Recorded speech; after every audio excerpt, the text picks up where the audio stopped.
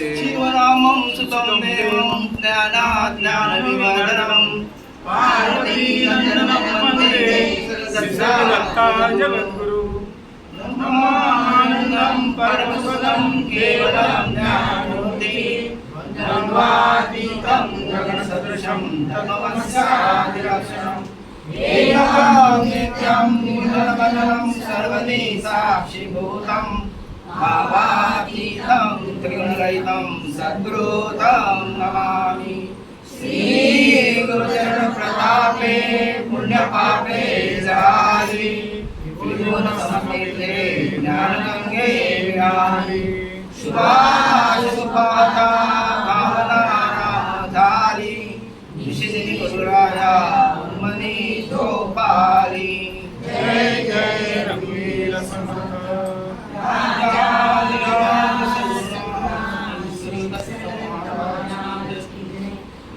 पहिला समास चौथा वाचण्यास प्रारंभ करतो महाराज। श्री गणेशाय नमः, श्री सरस्वती नमः, श्री गुरुभ्यो नमः, श्री सद्गुरु सिद्धरामेश्वराय नमः, श्री सद्गुरु निसर्गदत्ताय नमः, श्री सद्गुरु रणित्राय नमः।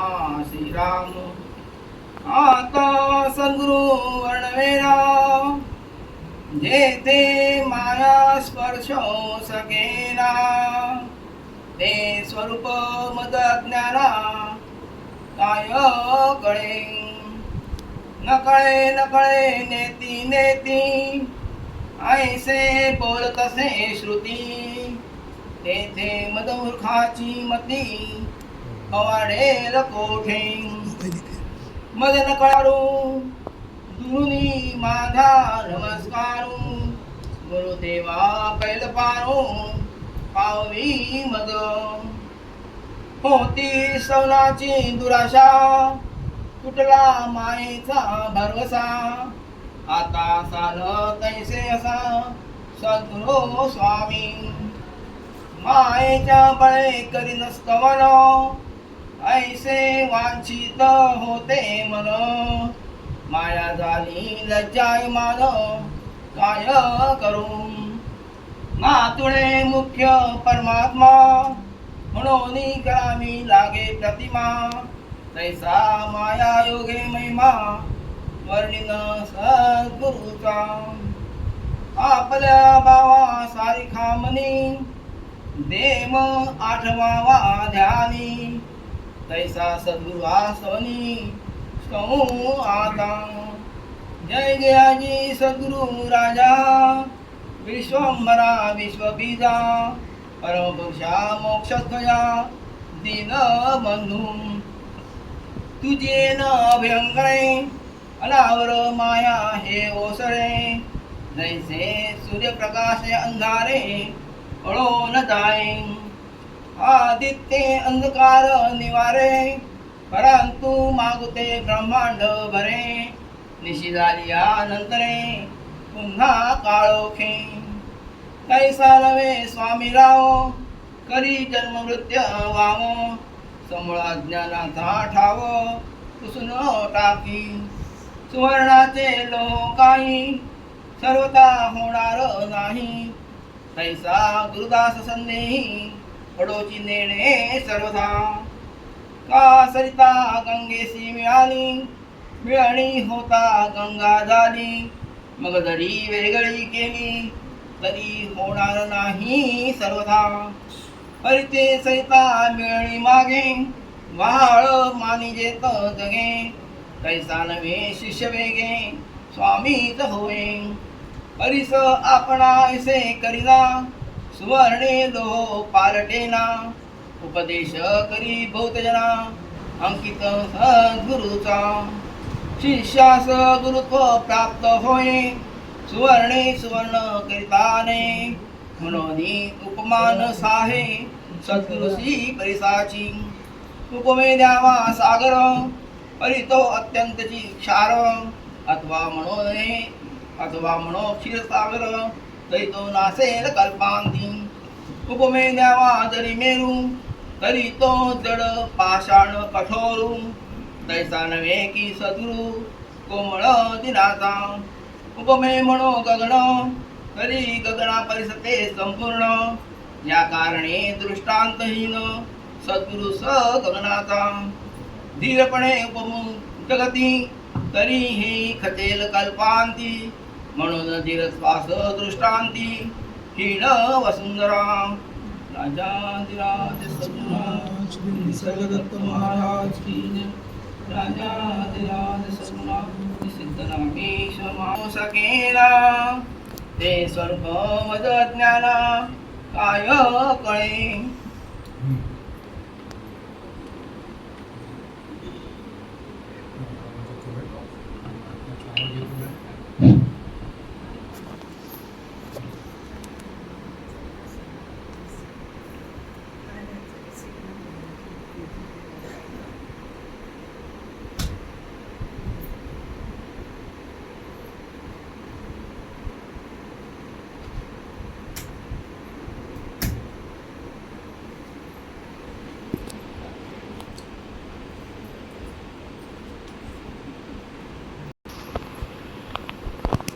आजचा दिवस परम भाग्याचा.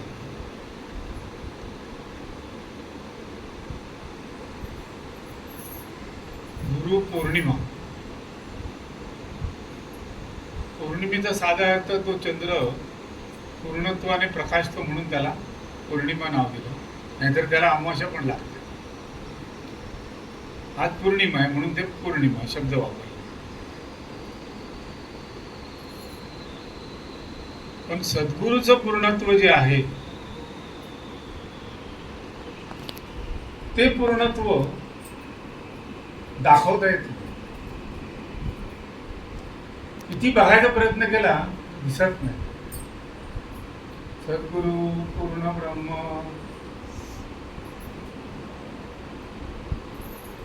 बघायचंय मला. काय बघायचंय? माझ्या गुरुचं स्वरूप. मी जन्म कशाला घेतला? जो काही लोकांच्या वार्तेप्रमाणे जन्माला आले ना, प्राणी जीव म्हणून जन्माला आले.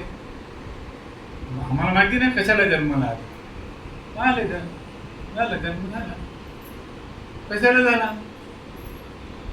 ही पीडा. शरीर म्हणजे काय? पीडा आणि भीती. शरीराचं दोनच काम, पीडा आणि भीती.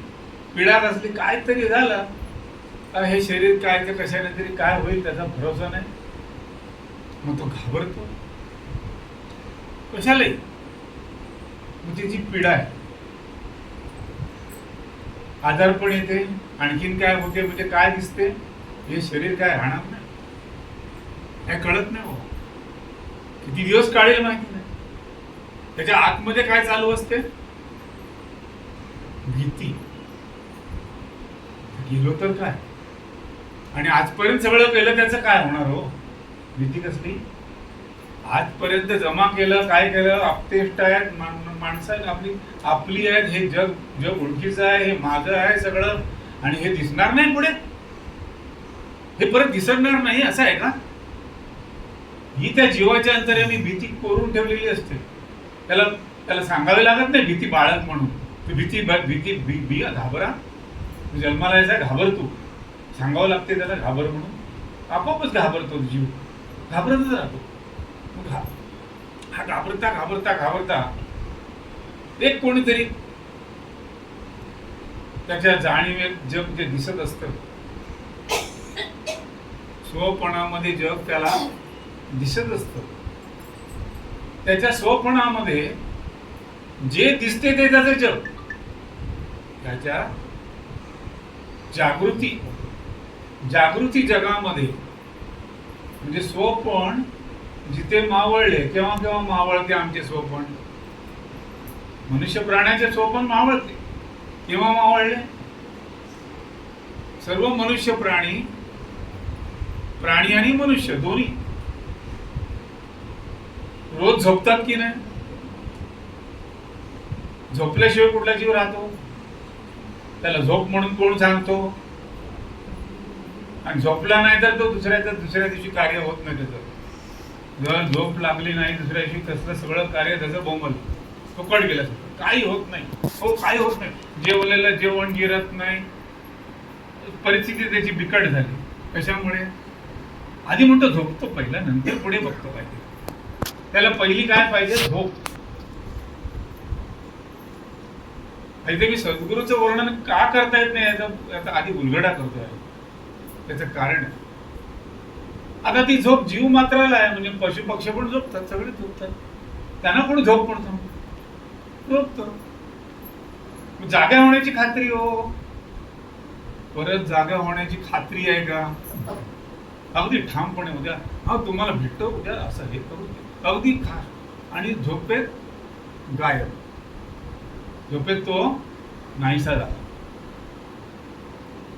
पण झोपेत नाहीसा होत असताना, नाहीसा व्हायला तो तयार कसा होतो?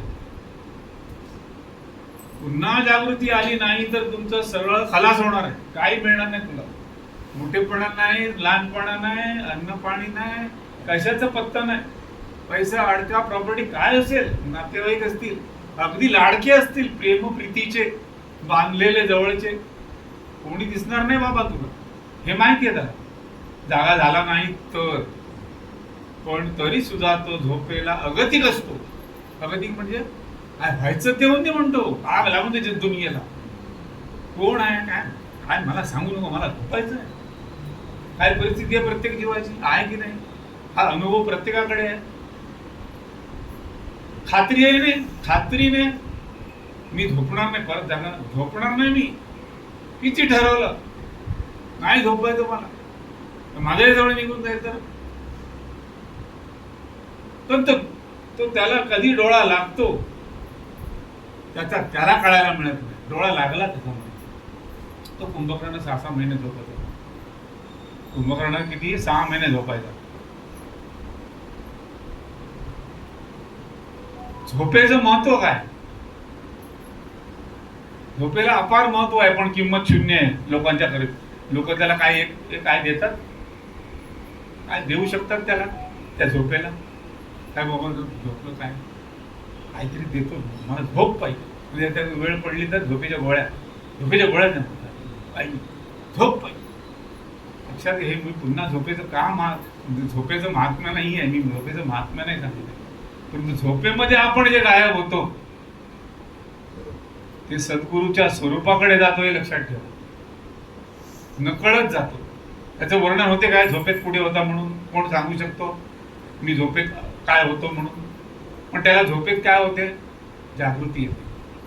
झोपेमध्ये जागृती येते. इथे तो झोपलाय, गाढ झोपलाय, बराड्यासारखं तोंड आ करून मेला म्हणेल, पण तिकडे त्याचे दुसरे शरीर मिळालं त्याला, आणि तो तिकडे जागृती आली त्याला कळलं आहे. गडबड काय बघा, लक्षात द्या. आहे असं कळायची कुठे आहे? कळल्याबरोबर तिथे जागृती आल्याबरोबर जग निर्माण होते. आपण स्वप्न म्हणतो ज्याला, रोजच्या काय स्वप्नात माझे हे दिसलं ते दिसलं, आता त्याचा अर्थ काय हो? बरेच लोकांचे हेच प्रश्न असतात. आज स्वप्नात असं दिसलं, त्याचा अर्थ काय? मग दुसरं म्हणा, नाही मला अमुक दिसलं, मग त्याचा अर्थ काय? मग माझ्या आयुष्यात असं होईल का, तसं होईल का? इथे जीवाला भीती परत सुरुवात होते, भीतीची निर्मिती होते. पण हा झोपेत जो जाग आली त्याला जे त्यांनी बघितले, ते जे दिसले त्याला त्यांनी स्वप्न म्हटले. काय दिसले? एक नवीन देह त्याला मिळाला. हा देह इकडे झोपला तरी त्याला देह मिळाला दुसरा. तो निर्माण झाला कुठून? दुसरा देह आला कुठून? तुला होतं ना?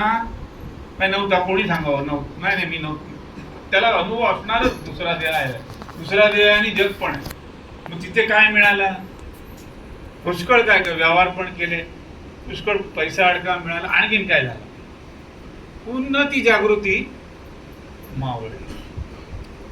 ती तुला सांगून मावळते का? आता दुसरा प्रश्न माझा असा आहे, ती जागृती जी मावळते ती तुम्हाला विचारून मावळते का? परत नाही, ती सुद्धा आपोआप मावळते. मावळतेने परत मागे जाते.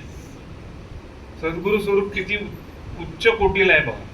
ती मावळती तिकडे गेली, मावळली गेली, थोड्या वेळाने पुन्हा जागृती आली त्याला. थोड्या वेळ काय काळ वेळ गेला असेल, त्याला जागृती आली बस. जाग आली तिथे कल आणि कल्लोळ, कलाचा कल्लोळ. जागृती आल्याबरोबर दुःखाचा अनुभव येतो त्याला. जाग यायच्या आधी सुखी होता. काय मला त्रास नव्हता, कसला त्रासच नव्हता. आनंद म्हणता आनंदाचा पण विषय मला पाहिजे असं नव्हतं. मला काहीच नको होतं. नको असून मी परिपूर्ण होतो. मला काही नको असूनही मी परिपूर्णता भोगत होतो. ह्या गडबड ह्याने केली.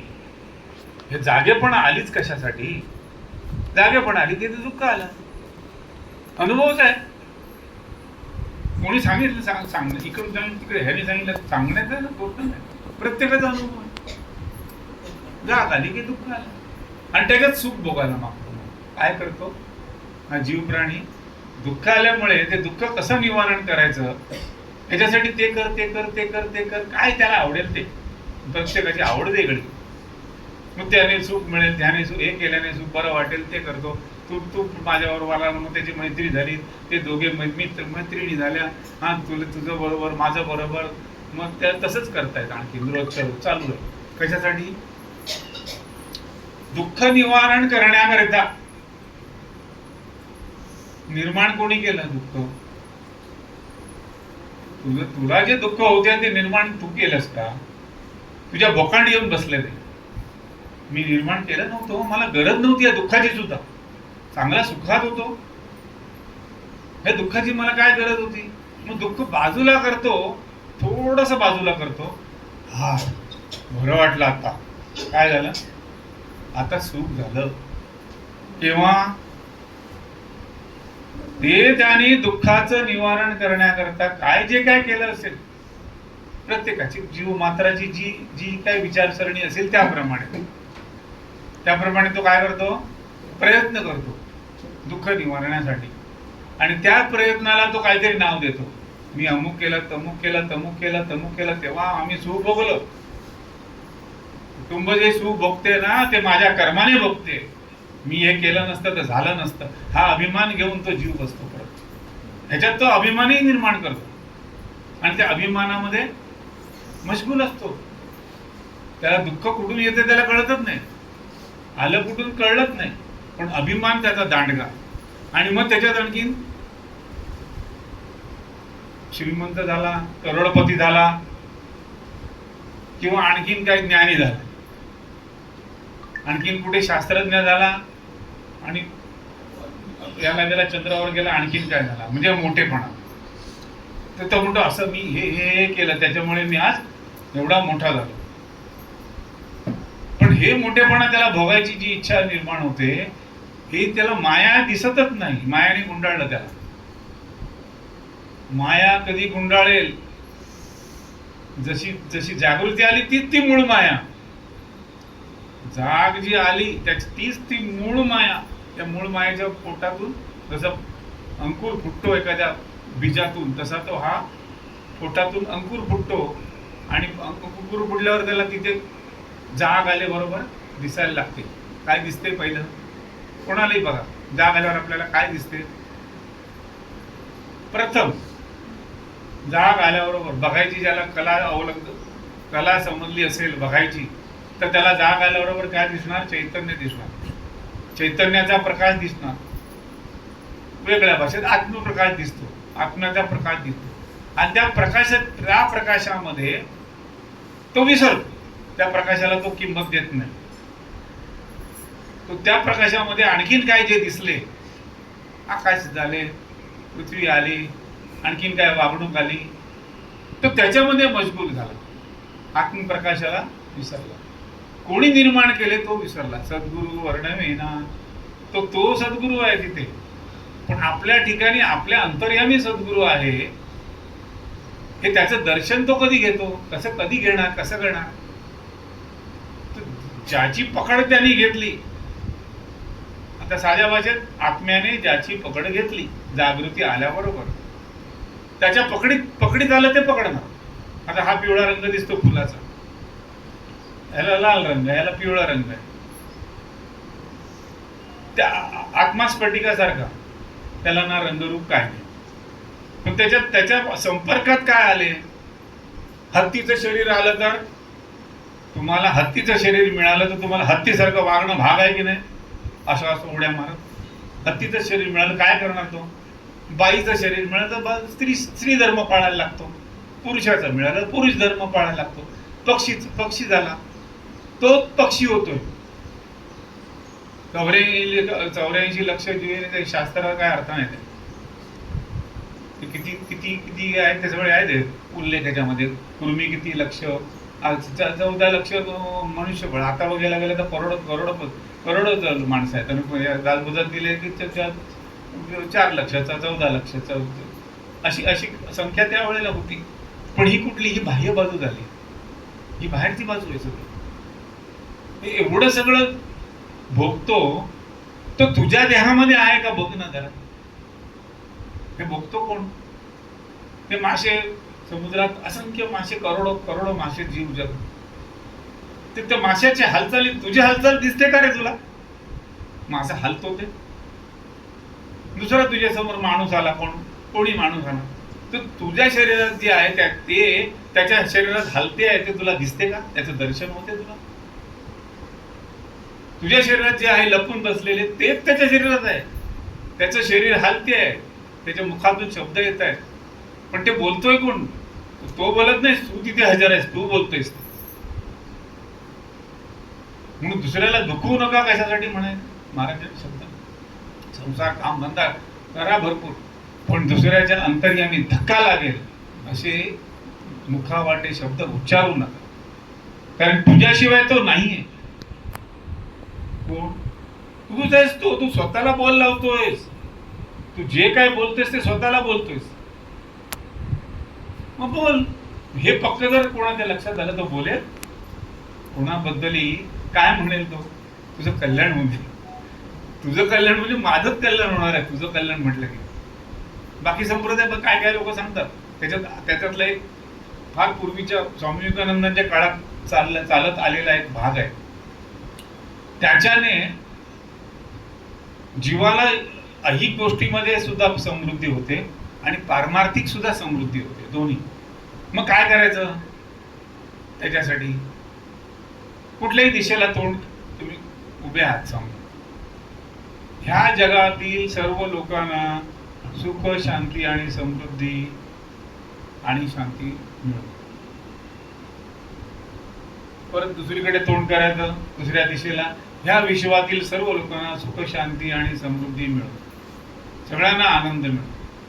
परत फिरायचं दुसऱ्या, अशी चारही दिशेला फिरता फिरता 4 वेळा म्हणायचं आणि गप्प बसायचं. आता ह्या सगळ्या दिशेच्या लोकांना म्हटल्यानंतर तो त्याच्यातच आला, हा पण त्याच्यात नाही आला, हा बोलणार त्याच्यातच आला ना.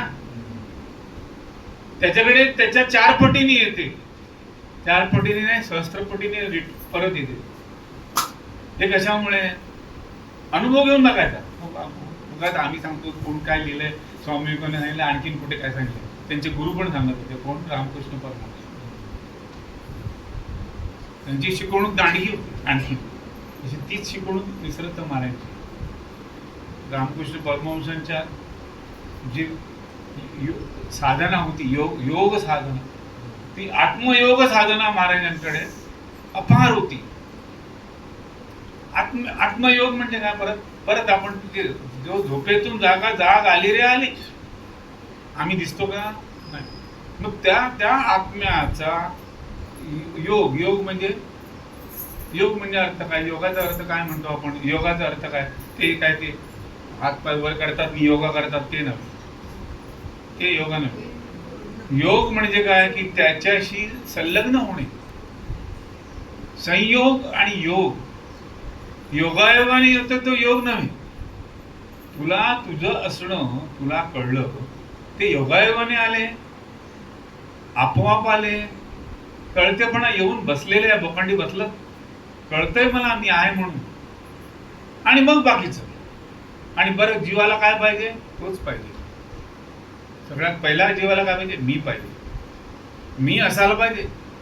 बाकी काय होऊन दे जगात मला काय माहित नाही. मी माझे असणे हेच मला प्रिय आहे. अतिप्रिय. किती प्रिय? अगदी जीव पण जाऊ नये एवढं प्रिय. त्याच्यासमोर देहाची जपणूक चालते. देह जेव्हा आपण जपण्याचा प्रयत्न करतो, काय औषध पाणी आणखीन काय जे काय खाणं पिणं करतो जपण्याकरता देहा जपायला पाहिजे. पण जो त्या देहामध्ये नकळत निर्माण झालाय तो त्या देहाची जपणूक तुझ्या आधी करतोय. तू कसली जपणूक करतो? हे उगाचच कल्पना, मी हे केलं, अमुक केलं, तमुक केलं, हा आता मी त्याच्यापेक्षा हे तुलनात्मक आहे. पण त्या देहाची जपणूक अंतर्बाह्य ते चैतन्य एक रुपया न घेता करते. काय पैसा अडका खर्च करायला लागत नाही, काय द्यावं लागत नाही, काय मांडावं लागत नाही. वेगळ्या भाषेत सांगायला तर प्रत्येकाच्या शरीरामध्ये एक हृदय आहे, ते धडधड धडधड न विचारता करते बाबा, काय विचारत नाही ते आपल्याला. अविरत धडधड धडधड चालू असते त्याची. बाकी सगळे त्याच्या मागून सगळी इंद्रिय देहाची धावतात. रक्त पळते, बाकीचे पळतात आणि हा पण बाप्या पळतो, हे करते हे कर म्हणून. पण त्याच्याकडे कधी लक्ष जातो आमचा, कधी विचार करतो मनुष्य प्राणी की हा अविरत धडधड धडधड करतोय, गप्प बसत नाही. त्याला कोणी सांगितलं धडधड करायला? काय 20 वर्ष, कोणी 50 वर्ष, कोणी 80 वर्ष, कोण जे काय असेल तो विषय नाही. परंतु ते धडधड जे करते ते त्याला कोण, त्याला सतत करायला कोण लावते? बाकी नावं ठीक आहे, चिक्स नाही तरी शोधून काढायचा प्रयत्न करतात शास्त्रज्ञ. पण त्याच्यामधली धडधड जी चालू आहे त्याच्यातच त्याचं जीवित्व आहे की नाही? ती धडधड थांबली तर काय करतो तो? काय करू शकतो? काय नाही. आणखीन काय काय बरंच करते, बाहेरून हे लाव ते लाव, तर तरी पण ते तो जरा जरा आवाज बंद झाला त्याचा की जा संप. मग तू कसला अभिमान बाळगत होतास? कशाबद्दल नाही, कोणाचा? आणि आयुष्य म्हणून काय जगलास आणि कशासाठी जगला? जगला तो. जन्माला आला तर काय करणार, काय मरणार काय माणूस? जन्माला आलाच आहे ना, देह मिळाला तर काय मरणार? मरायचंच आहे. ही आमची भक्ती मरायची भक्ती आहे, महामृत्यूची भक्ती आहे. आम्हाला भक्ती कोणाची करायची आहे? सद्गुरूची.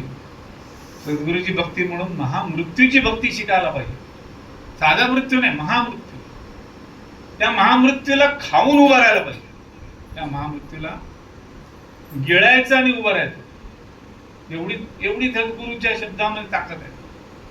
त्याचा अर्थ देह टिकवणे नव्हे, 100 वर्ष 200 वर्ष आणि आणखीन काय नाव लौकिक करणे, हा त्याचा अर्थ नव्हे.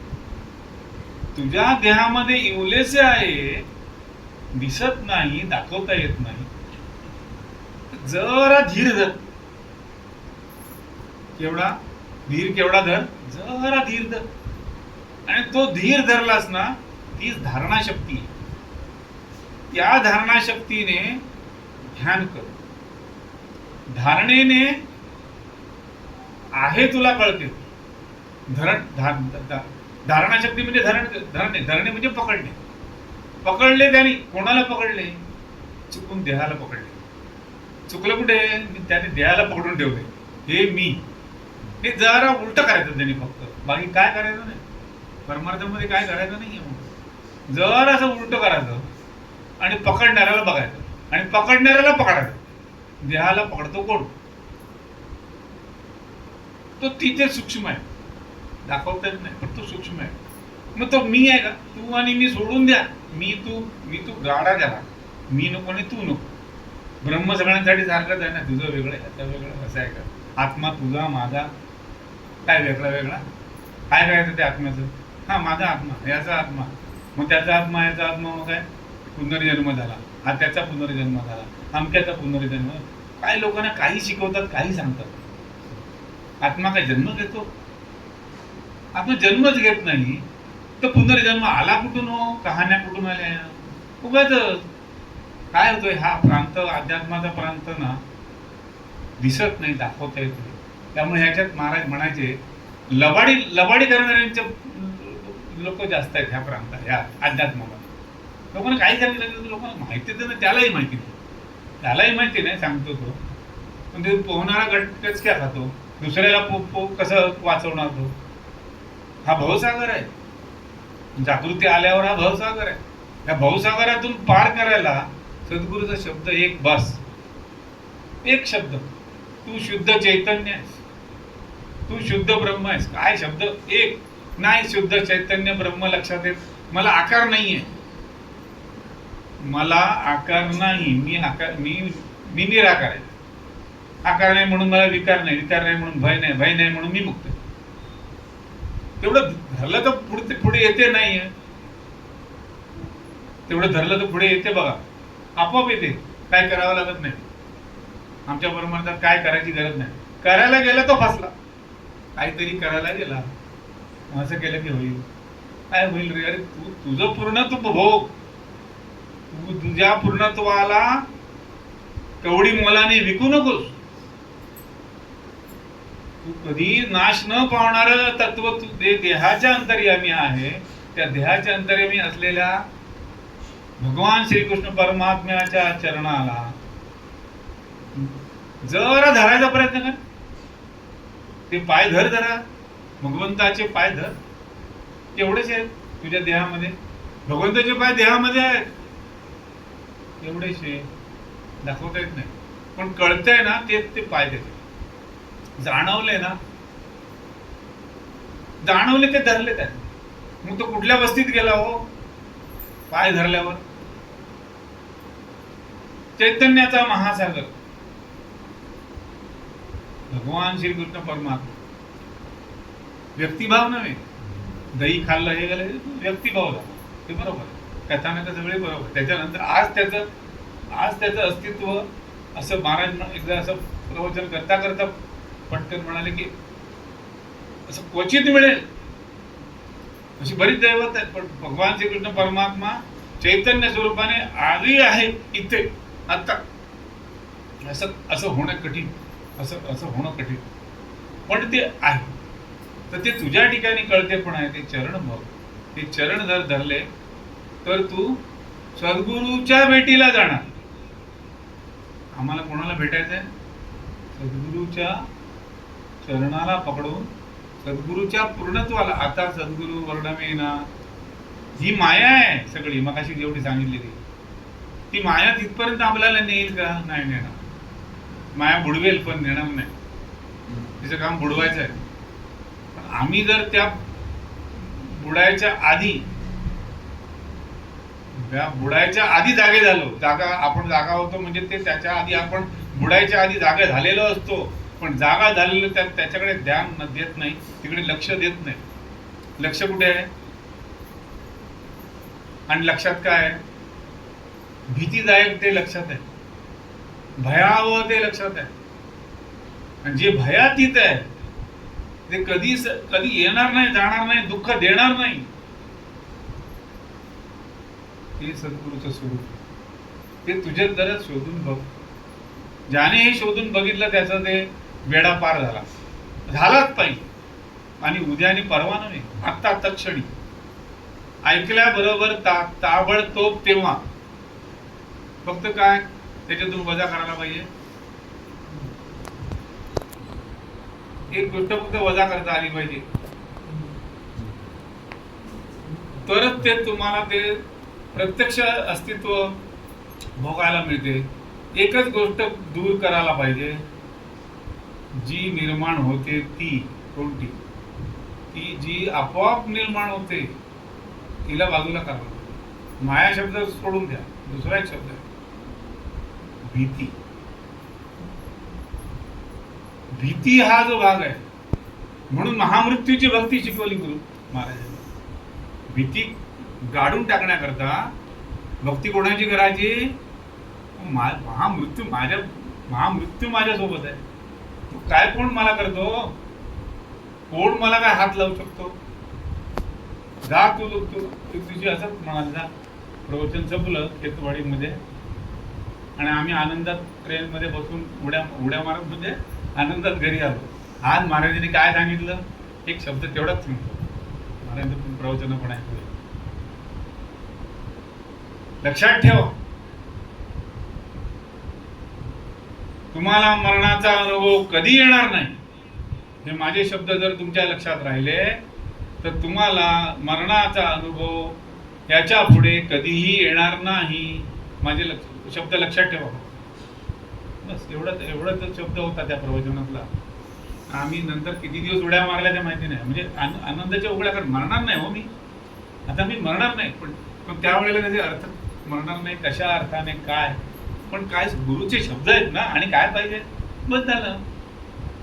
त्या गुरुच्या शब्दाची ताकद फार मोठी. अख्ख्या विश्वामध्ये जेवढं व्यवहार चालतात ते एका शब्दावर चालतात. एक शब्द, तसं गुरुचा एक शब्द, तो शब्द जातो आकाशात, गेला, उच्चारला महाराजांनी शब्द ना, आत्ता सांगितलं तो गेला आकाशात, भिडला ज्याला असा भिडायला पाहिजे, अंतर्यामी घ्यायला पाहिजे. ज्याच्या अंतर्यामी भिडला बस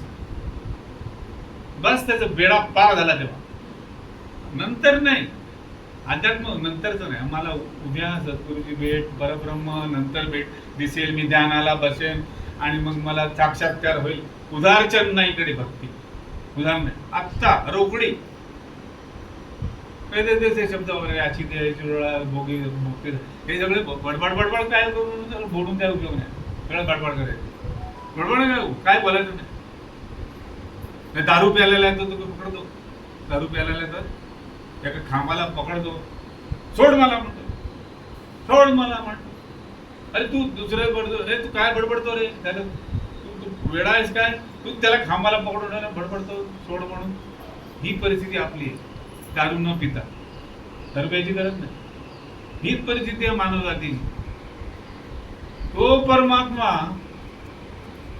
तुझ्या अंतर्यामी म्हणजे देहाच्या अंतर्यामी आहे. तू कोण, तू स्वतःला काय समजतो, उगीच काहीतरी मानून काय काहीतरी. ठीक आहे, तेही बघा. म्हणजे महाराजांच्या शब्दात सांगायचं तर 100 रुपयाचा माझा गुरु फक्त 100 रुपयाच्या नोटेचा धूर काढी, तेही बघा. पण ते खोटं आहे लक्षात ज्या दिवशी येईल त्या दिवशी तो धूर तो थुकून टाकेल. पण त्याला खोटं हे कळलं ना, म्हणून महाराज म्हणायचे माझ्याकडे कोण येतो, इथे अज्ञान येतो. अज्ञान असेल ना तो माझ्याकडे येतो, ज्याला ज्ञान झालं तो माझ्याकडे येणार नाही. काय म्हणता बघा. महाराजांच्या शब्दाच्या अर्थाप्रमाणे जर आम्ही महाराजांकडे गेलो म्हणजे आम्हाला ज्ञान नव्हतंच.